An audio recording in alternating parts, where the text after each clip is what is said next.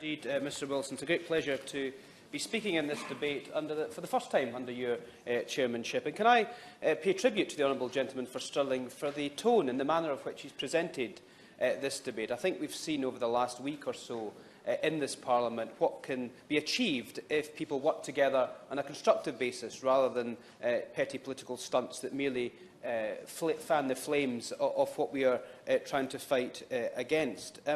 He did talk in his opening regards, if I quoted him correctly, about a factious relationship between the UK and Scottish governments. And there certainly is, and I made this point in the House this week, that we have to try and find a way of both parties coming together, because the standoff that is currently in place, particularly with regards to some of the major issues around devolution and our withdrawal from the European Union, can't be sustained in the long term. And we have to find a way for both governments to put aside those problems, to get round the table and try and thrash out a negotiation.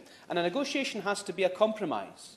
There's very few negotiations in history that are on such major issues where both parties go in to a negotiation and both get 100% of what they want when they leave. There has to be a willingness for both sides to compromise. And I'm not sure at this stage if there is that compromise ability in place. And we do know the structure of both governments working together is written down in a Memorandum of Understanding from 1999. And in fact, Tony Blair, who you mentioned, and indeed Jack McConnell, the former First Minister, did say at the time that this was something they wished to remove because they didn't see that a joint ministerial committee in the way it had been set up was something constructive about how they would take the position forward. And now we have some real problems with devolution. It did work when Scotland was Scottish Labour, Wales was Welsh Labour, and there was a UK Labour government, because the government was able to function, probably because of more of the informal ways that it was able to talk rather than through the formal GMC. But I do take umbrage to a little bit of what the honourable gentleman said, because, and my honourable friend from Glasgow North East was right, I had an amendment to the Scotland Bill that would have put the Joint Ministerial Committee on a statutory footing,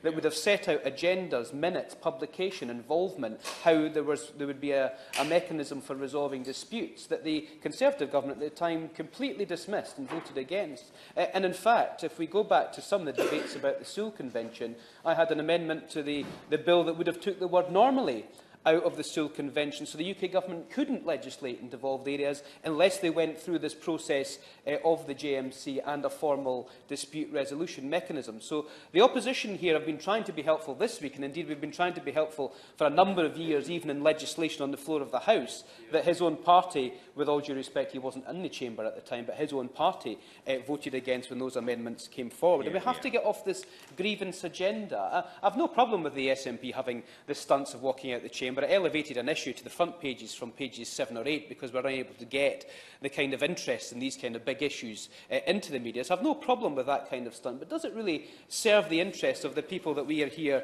to represent? So we do have to find a way forward.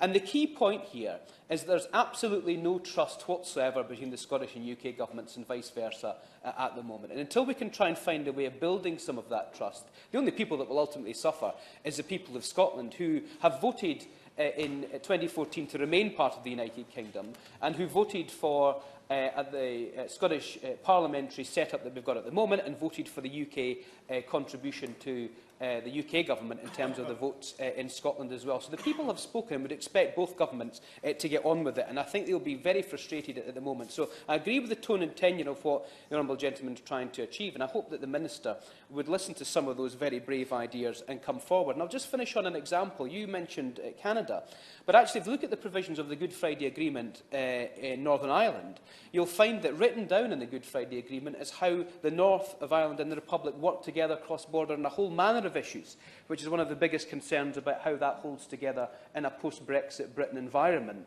So there are examples out there in Canada, there are examples across the world, but just on our border across the Irish Sea, of where governments can find a formal mechanism to work together. And I would say to the honourable gentleman, if he was to bring a 10-minute rule motion to the floor of the House, proposing some of this written down in a legislative form, they would certainly get my backing. I'm sure they would get the backing of the whole House if we could find a mechanism for both governments to work better together in a more formal setting. And I would also say this to him: knock on the door of the Secretary of State in Dover House and just get the Secretary of State to publish the proper minutes of the Joint Ministerial Committee on the issues about devolution, so we can find out if it's the Conservative Party that are frustrating it, or if it's the Scottish National Party that's frustrating it. I think I know the answer to the question already, but I think the Scottish public deserve to see exactly what's going on. And until we have transparency, we will all be in the dark about how both governments work together. Hear, hear.